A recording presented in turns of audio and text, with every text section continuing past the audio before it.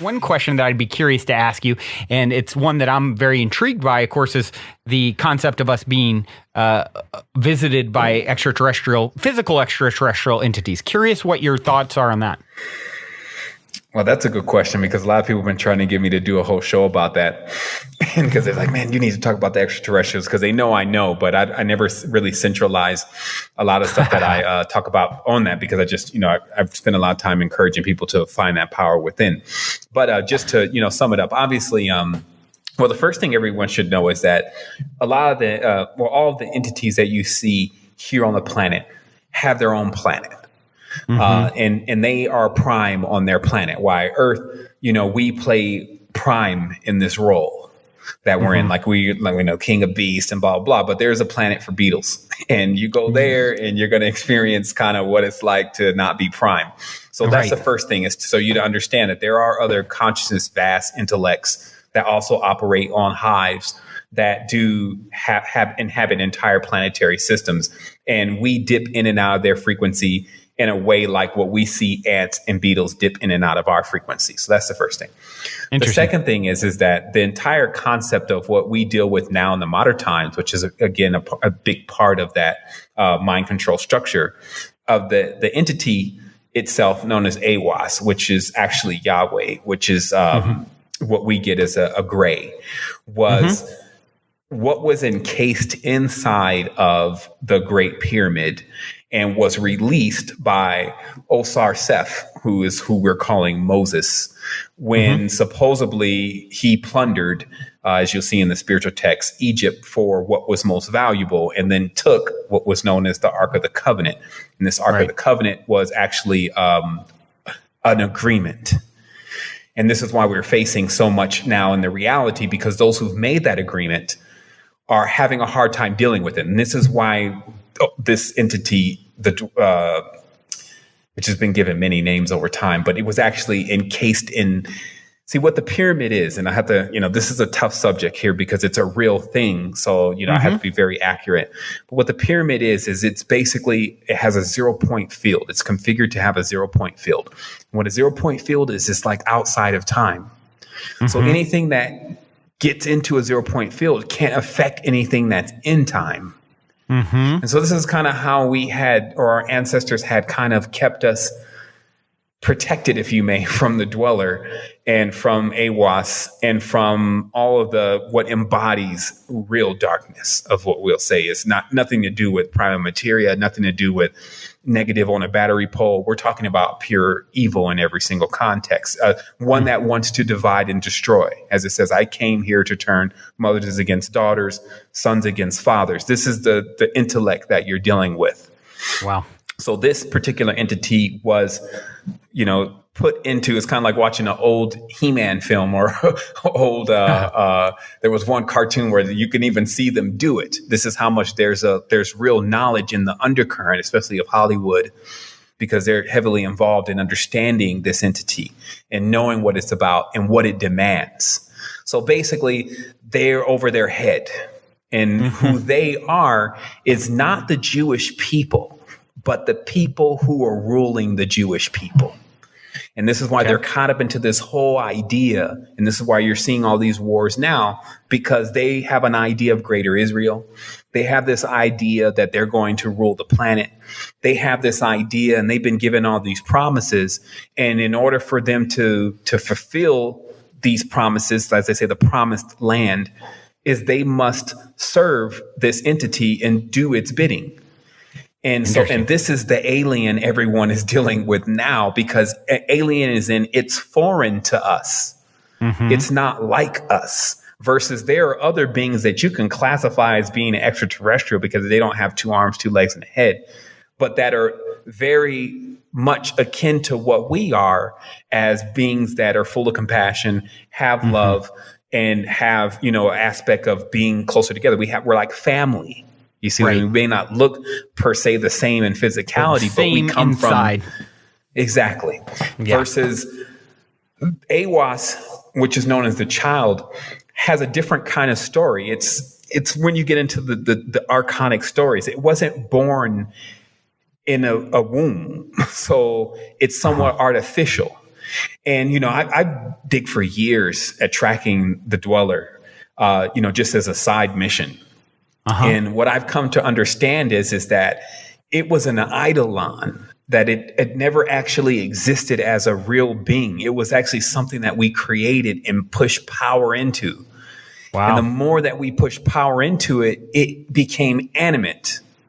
Wow. And this is why, in these texts, and they read out like some of the greatest quest stories, they say that basically this was going to be the greatest challenge ever to mankind, because we can't use the same powers that we used in the past to defeat it.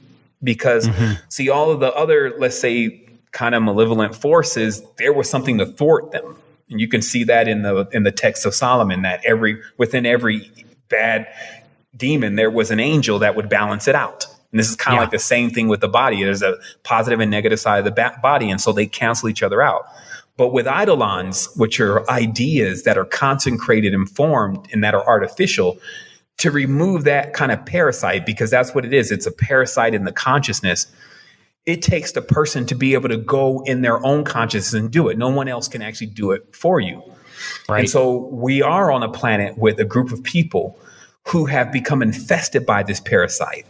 Yeah. Even from the time like they train their children to be infested by this parasite, and to a point where they can't see outside of this box, because that's literally the geometry is a dark box.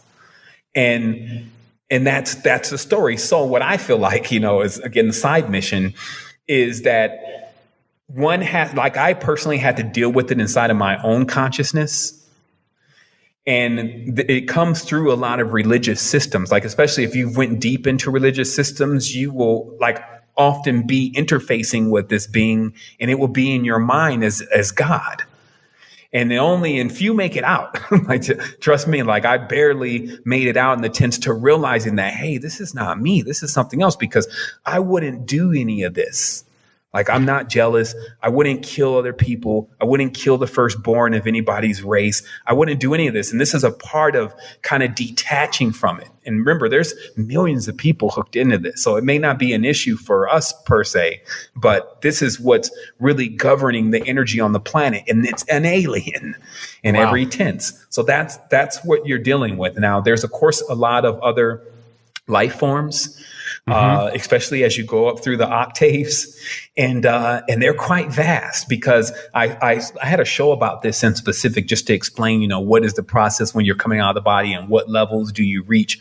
So, if someone wants to look back into that, they can. I maybe can source at least the name to you, and you maybe can share it with people later, because I have to find it. But it was a rather recent show.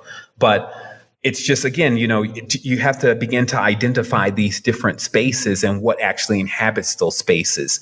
And then the more you get closer to the source, it's like a forced merger in a sense, that every being that you deal with when you're going in the proper direction is just explaining to you, hey, we're all one. All of that whole identity thing, that's got to go. That, this ego thing has got to go. And the reason why is because it's taking power away from you. You're dividing yourself. So your power is divided. Now you're just like mini man, versus if you guys all came together, you would be magnificent, and you guys would all be linked. And this is what these macro, which is a term that they're given, large, vast life forms. They're more familiar with doing that and experiencing themselves as everything, i.e., or getting closer and closer to the oversoul, versus the way towards Aiwass, which is what Aleister Crowley brought through. Remember, these people did massive chaos rituals. Aleister Crowley was influential in creating Hollywood. People don't know a lot about that. And a lot of this knowledge that they took from the tantric mysteries that came from the Eastern traditions, which Paschal Bishop Randolph actually was one of the people who was very influential in bringing the information for positive use, which was sex magic and how to use the energy of orgone or orgasms. And then that knowledge became corrupted by Blavatsky, who had on her left and right Aleister Crowley and MacGregor Mathers. And Aleister Crowley and MacGregor Mathers are like watching Harry Potter, of the darkest magicians in this fight against each other to who could create the most evil. And unfortunately, Aleister Crowley won, because in McGregor Mathers' tense was, and this is getting a little bit into another story, so I'll cap it, but McGregor Mathers was attempting to find knowledge about spirituality and connection with spirituality and how to talk to spirits.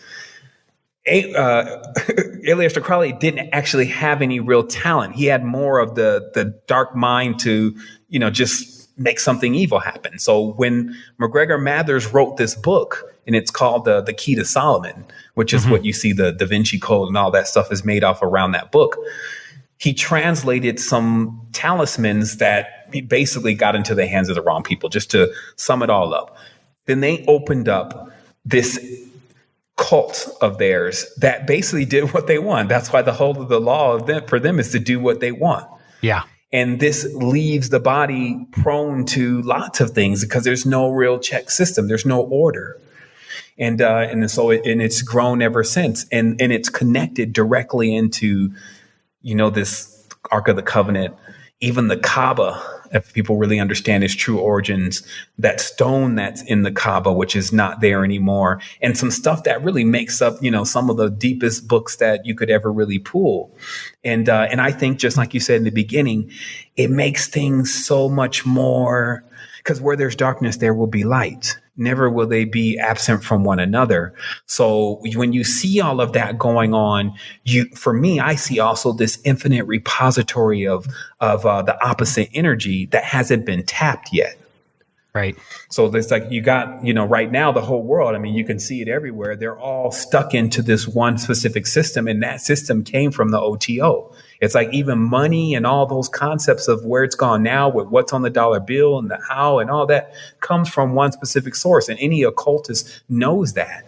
But then there's this other side of the story that few even are aware of, to what was the whole story. Yeah. And I'll conclude it with this, that Aiwass's problem was that he didn't have a mother. And that's why they call him the child. And so if you can imagine a child growing up with no mother, and then the other thing is Aiwass was created from a word. This Aiwass is known also as Yada-Baal in Yahweh.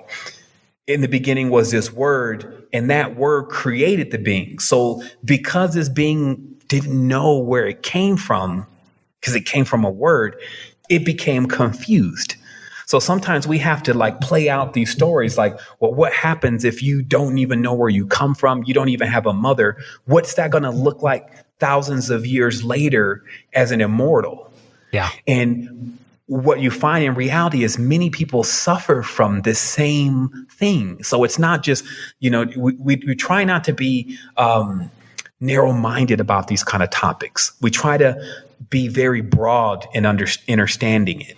And what it really says is that everyone has a little bit of that in them. Yeah. And when you put it all together, like everyone's, people have been abused. We've been abused before. We've experienced all these different things where does that energy go? Where does it come from? And that's the embodiment of it. That's the receptacle, if you may. And so what it will take is it will take compassion. Love is different. Love comes with hate. You got to really understand love and what it really equals and where the word comes from. It's Jovian. So, but compassion is something entirely different. It's like what our mother is, because a child could be retarded. A child could be deformed. A child could be sick. A child could defecate all over the place. But the mother will come and with compassion, clean it all up. Yeah. You see, versus love is kind of like, if you don't feel like it, love may dissipate at that point and you may not choose to do it. So there's just love is like, it needs to be appeased. Like you need to do something for me to love you. Versus compassion is all you need to be is who you are. Interesting. And I have compassion for you. And that's the mother energy. Yeah. So I sum this all up and there's one lady, her name is Shannon Doherty, I believe. And she tells a story, very beautiful, very older lady, but she talks about the jackal, which is Aiwass, Layla, which is the mother, And there's one more character. I'm surprised I forgot about it, but it pretty much sums up the entire idea of aliens, extraterrestrials, but what that really is within our consciousness and how it exists on our planet. So I welcome anyone to check that out. The lady that actually wrote the book that really goes through the whole story about the Nomo, the Dogon, and the real aliens. The lady's name is Shannon Dorey. That's Dorey. And one of her books that she wrote, just in case you can't find her by name, is Day of the Fish. She's got 3 books. One is called also The Master of Speech. And they're just really great to go through to sum up the whole Earth saga story so you can move on with who you are.